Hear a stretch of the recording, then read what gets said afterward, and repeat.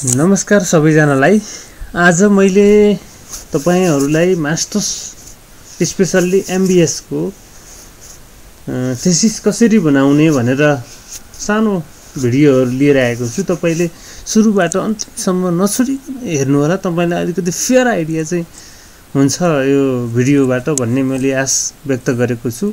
र तपाईलाई कतिले मास्टर्स पढ्दै हुनुहुन्छ, कतिले दिइसक्नुभयो, कतिले जब गर्नुहुन्छ, कतिले समय भ्याउनुहुन्न, कतिलाई ओहो थेसिस भनेको त एकदमै गाह्रो कुरा हो, हामीले त गर्नै सकिदैन भन्ने जस्तो तपाईहरुलाई फिलिङ हुन्छ भने तपाईले यो भिडियो हेर्नुस्। तपाईलाई फेयर आइडिया कसरी लेख्ने भनेर म यो थेसिस कसरी लेख्ने र कसरी चाहिँ थेसिसको मार्किङहरु गर्ने भनेर चाहिँ मैले सिकाउन गइरहेको छु। र यो गाइडलाइन छ मास्टर्स डिग्रीको गाइडलाइन टियुले प्रकाशित गरेको जुन गाइडलाइन छ 2019 को, जुन अहिले पनि यो गाइडलाइन अनुसार थेसिस लेख्ने गरिन्छ। प्लस प्राय चाहिँ थेसिसमा के गर्छ भने यो गाइडलाइन त हुन्छ प्लस तपाईलाई परेको सुपरभाइजरको अनुसार थेसिस लेख्नु पर्ने हुन्छ। कसैमा गाह्रो गर्छन् भने कसैलाई चाहिँ सजिलो सुपरभाइजर अनुसार डिपेन्ड अपन सुपरभाइजर तपाईहरुले थेसिस पाउन सक्नुहुन्छ। र यो थेसिस कसरी लेख्ने भनेर चाहिँ मैले गर्न गएको छु। सबैभन्दा पहिला तपाईले हेर्नुहुन्छ भने के हुन्छ भन्दाखेरि तपाईलाई मैले सिधै तल लैजान्छु। इन्ट्रोडक्सन पार्ट हुन्छ सुरुमा। 5 वटा च्याप्टर मध्ये थेसिसको पहिलो च्याप्टरमा हुन्छ तपाईको इन्ट्रोडक्सन।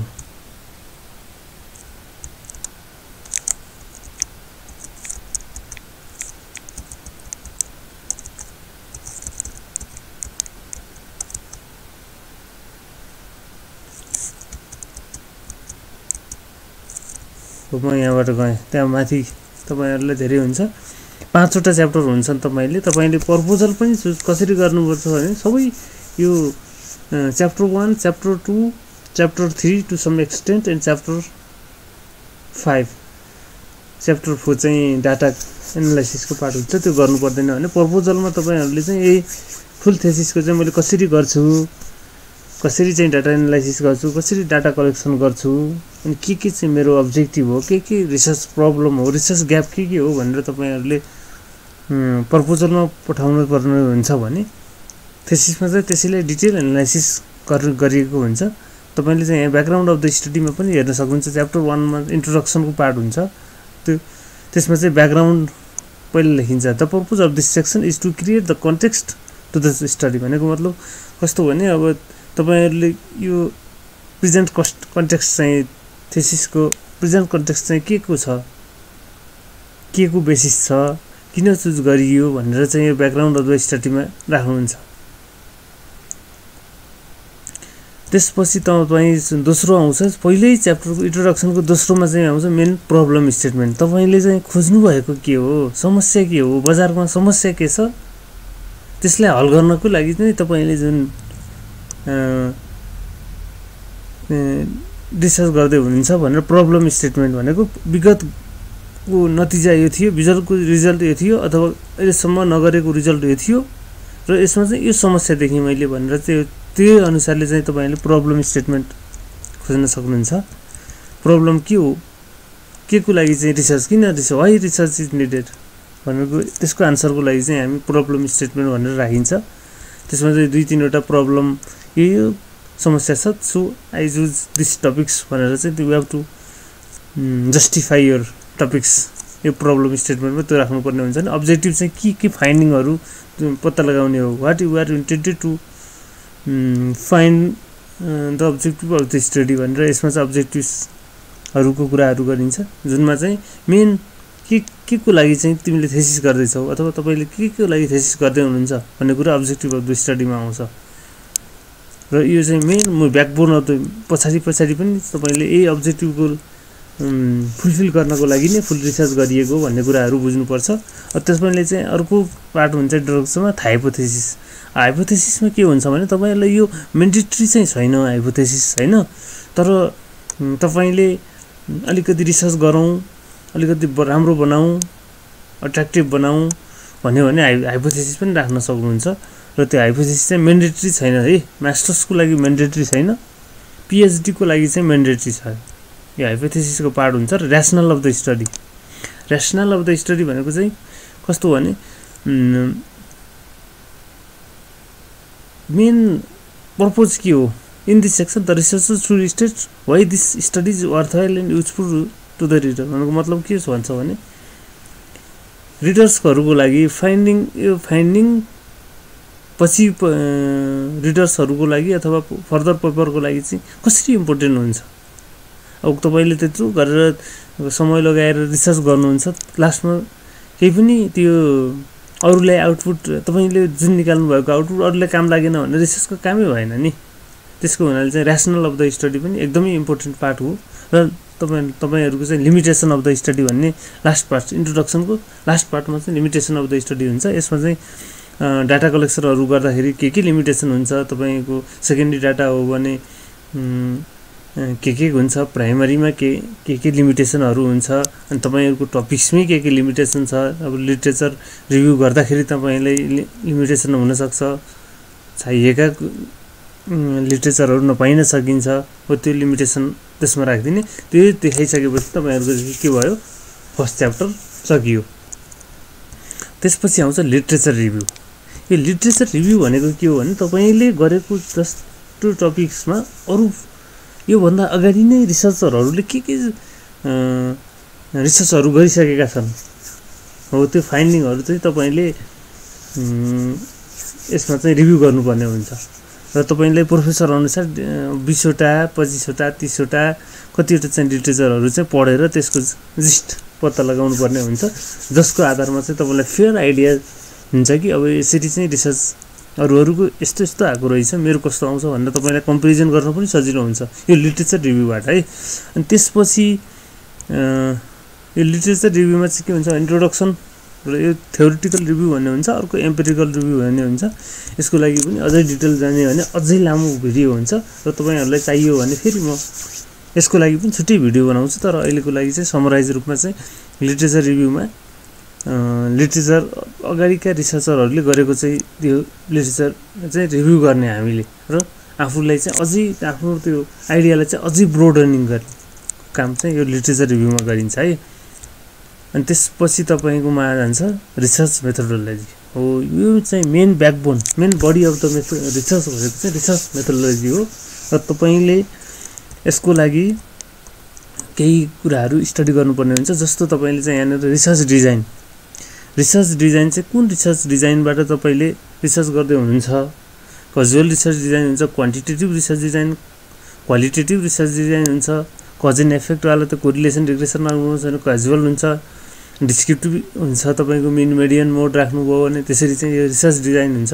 पपुलेसन एन्ड स्याम्पल भनेको तपाईको पपुलेसन के हो, टार्गेट एरिया कुन हो, टार्गेट पिपल ग्रुप कुन हो भनेर चाहिँ पपुलेसन एन्ड स्याम्पलको डिटेल राख्नु पर्यो। स्याम्पलिङ डिजाइन कुन तरिकाले स्याम्पलिङ चुज गर्नुहुन्छ, होल स्याम्पलिङ त तपाईले भ्याउनुहुन्न, फुल स्याम्पल त तपाईले गरेर भ्याउनुहुन्न। त्यसको हुनाले चाहिँ स्याम्पलिङ डिजाइनहरु को बारेमा लेख्नु, त्यहाँनेर राइटिङ गर्नु पर्यो। नेचर चाहिँ सोर्स अफ डाटा भन्छ थर्डमा, भनेको डाटा कहाँबाट कलेक्सन गर्नुभयो, अनि डाटाको सोर्स के हो, डाटा कति रिलायबल हो भन्ने कुराहरू चाहिँ यसमा हुन्छ।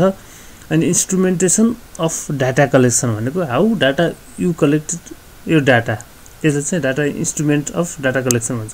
कसरी चाहिँ डाटा कलेक्सन गर्नुभयो, अब अहिले अनलाइनतिरबाट प्राइमरी डाटा हो भने गुगल फर्मबाट गर्न सक्नुहुन्छ, अथवा डाइरेक्ट भिजिट गरेर गर्न सक्नुहुन्छ त्यो कुरा। सेकेन्डरी डाटामा तपाईको वेबसाइटतिर गरेर गर्नुहुन्छ, हो त्यो चाहिँ इन्स्ट्रुमेन्ट्स अफ डाटा कलेक्सनमा जान्छ। मेथड्स अफ एनालाइसिस भनेको चाहिँ एनालाइसिसको मेथड, यसमा मेथड एनालाइसिसहरु के गरिन्छ भन्ने कुराहरू राखिन्छ। यसमा कोरिलेसन हुन सक्छ, रिग्रेसन हुन सक्छ, एनोभा हुन सक्छ, हाइपोथेसिस हुन सक्छ, अटो कोरिलेनिटी हुन सक्छ, एकदम धेरै मिन मिडियन मोड सबै कुराहरू हुनछ।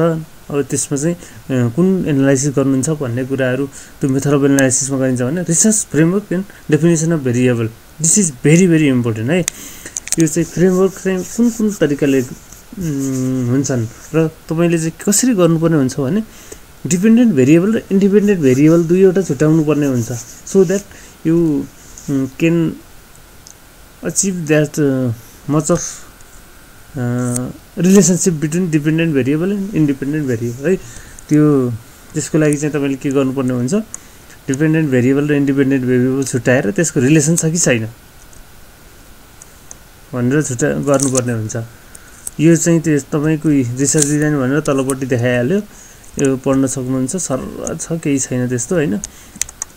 यो चाहिँ मेन ब्याकबोन है। रिसर्च मेथोडोलोजी तपाईँले गर्नुभयो भने तपाईँको लगभग 60% काम चाहिँ भयो है। अब डाटा कलेक्सनहरू गर्नुपर्ने काम बाँकी छ, डाटा एनालाइसिस भनेको त्यो धेरै बाटो हुँदैन। त्यसपछि रिजल्ट्स एन्ड डिस्कसन भनेको च्याप्टर 4 मा हुन्छ।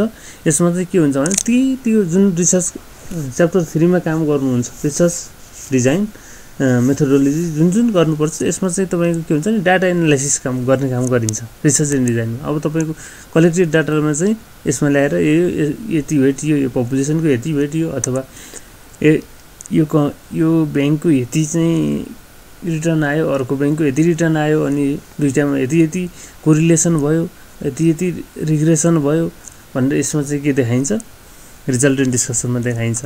र यसमा चाहिँ मेनली फोकस भनेको चाहिँ डाटामा फोकस गरिन्छ है। अनि त्यसपछि चाहिँ अन्तिममा आउँछ रिजल्ट एन्ड डिस्कसन भएपछि अन्तिममा आउँछ समरी एन्ड कन्क्लुजन हो। यो समरी एन्ड कन्क्लुजनमा के छ भने सुरुको ओरिजिनलबाट अन्तिमसम्म how you conducted your research, त्यसको बारेमा लेख्नु पर्यो पहिलो कुरो। दोस्रो कुरो भनेको हाउ यु कन्डक्टेड पछि तपाईँको चाहिँ वाट इज योर फाइन्डिङ, के फाइन्डिङ पत्ता लगायो त भनेर चाहिँ लेख्नु पर्यो। अन्तिममा चाहिँ फर्दर युजरहरूको लागि चाहिँ तिम्रो के छ त प्रोडक्टको, तिम्रो आउटपुटले फर्दर रिसर्चरहरूको लागि चाहिँ के त्यो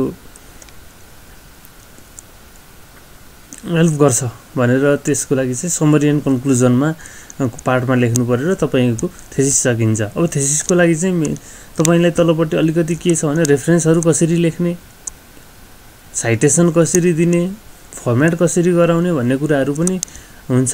त्यसको लागि अब तपाईँले यहाँनिर यो रिसर्च गाइडलाइनमा त दिएको छ र तपाईँले चाहिँ अलिकति यसमा अलिकति ध्यान पुर्याउनु पर्ने हुन्छ। त्यस्तो धेरै गाह्रो पनि छैन हो। तपाईँलाई अलिकति केही यो थेसिसको बारेमा केही नलेज चाहियो अथवा थेसिसको लागि केही सहयोग गर्नु पर्यो भने मैले तल डिस्क्रिप्सन लिङ्कमा मेरो मेल छोडिदिन्छु, त्यसैमा सम्पर्क गरेर तपाईँले सहयोग लिन सक्नुहुन्छ।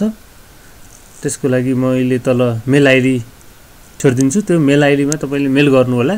तपाईँलाई केही आइडिया चाहियो कसरी गर्ने, के गर्ने भनेर चाहिँ त्यो तपाईँलाई नलेज आयो अथवा समय छैन भन्यो भने तपाईँलाई चाहिँ गाइड गर्नको लागि कोही चाहियो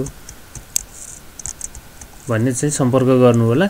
र तपाईँलाई यति गरेपछि अलिकति भए पनि तपाईँलाई थेसिस लेख्न चाहिँ सजिलो हुन्छ जस्तो मलाई लाग्छ।